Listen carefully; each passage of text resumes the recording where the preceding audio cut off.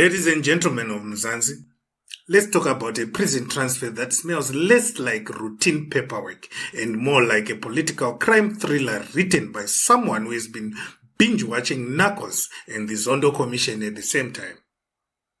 Vusimuzi Cat Matlala, a man whose name alone makes senior officials suddenly develop urgent calendar conflicts. He was quietly removed from Kgosi Mampuru, the second Supermax prison, and shipped all the way to eBongweni Super-Maximum Correctional Centre on December 21, 2025. No press conference, no warning, no dramatic explanation, just silence. And then a casual confirmation after journalists started asking uncomfortable questions. Because apparently, transparency in South Africa is something you can only apply after being caught. Now, officially, and this is where the scriptwriters at the Department of Correctional Services deserve an award, this was just a standard administrative decision. Security, safety, operational needs. You know the line. The same line used every time something very non-standard and very political happens.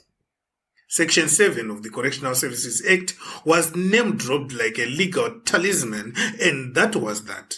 Case closed. Except nobody is buying it. Because eBongweni is not just any prison. This is South Africa's only true Supermax. 23 hours a day in solitary. Constant surveillance, no socializing, no networking, no accidental cell phone slips, no recorded successful escapes. This is where the state sends people it either fears or desperately wants contained.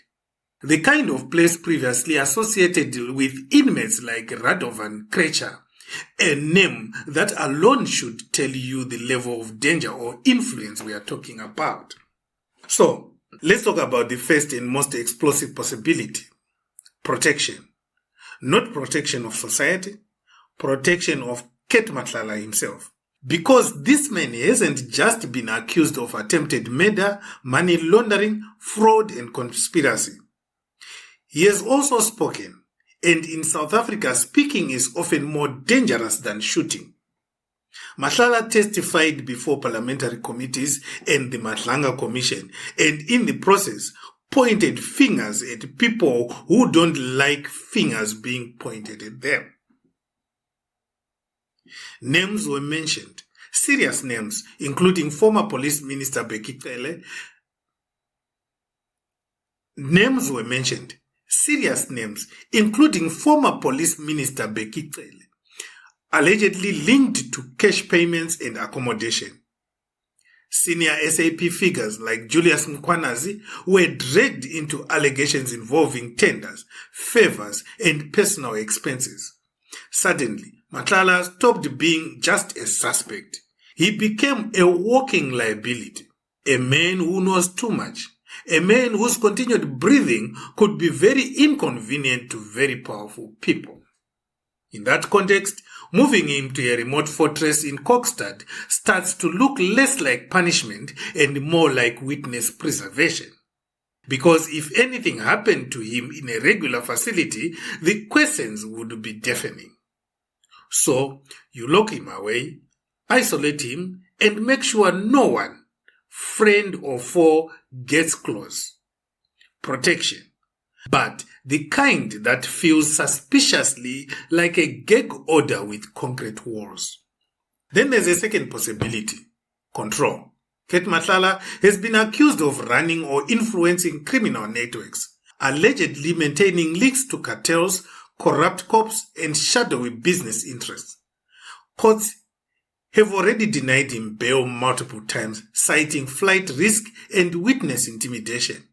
And let's not forget the reports that he was allegedly caught with a cell phone inside Kgosi Mampuru prison. The universal red flag in any correctional facility, because a cell phone in prison isn't a phone, it's an office. From that angle, eBongweni makes perfect sense. You can't run tenders, order hits, or coordinate pressure campaigns when you are alone in a cell. monitored around the clock, speaking to walls for company. This isn't about rehabilitation. This is about cutting the signal, total containment, turning a man once described as influential into someone completely irrelevant, at least operationally. But then comes the uncomfortable political geography. Kokstad is in KwaZulu-Natal, and KwaZulu-Natal just happens to be the home turf for some of the figures Matlala has implicated. Is that coincidence? Maybe. After all, eBongweni is the only Supermax in the country. But in South Africa, coincidences tend to arrive wearing suits and carrying party cards, moving him away from Gauteng, where his networks, properties, and alleged SAPS dealings were strongest. Also conveniently removes him from the epicenter of the scandals he helped expose. Out of sight, out of influence, and out of reach. Which brings us to the darkest question of all. Is this protection or silencing by isolation? Because there is a thin line between keeping someone safe and burying them alive in bureaucracy and concrete. Supermax conditions are extreme by design. Long-term isolation breaks people, mentally, emotionally, strategically. A whistleblower who can't communicate, can't consult lawyers easily, and can't interact meaningfully becomes a much quieter problem. And all of this is happening just weeks before his High Court trial in January 2026. Convenient timing. Secure him, isolate him, reduce variables, present him to court as tightly controlled, heavily guarded, and already psychologically neutralized. Whether that serves justice or simply manages risk for those in power depends on how cynical you are feeling today. So Mzansi, let's be honest. This transfer isn't just about prison logistics. It's about fear. Fear of what Cat Matlala knows. Fear of what he has named. Fear of what might still come out. Whether eBongweni is protecting him from assassins, protecting the state from embarrassment, or protecting powerful people from accountability, or all three at once, remains the real unanswered question. One thing is clear though, when the state sends you to the deepest, quietest hole it has, it's never because you are just another inmate.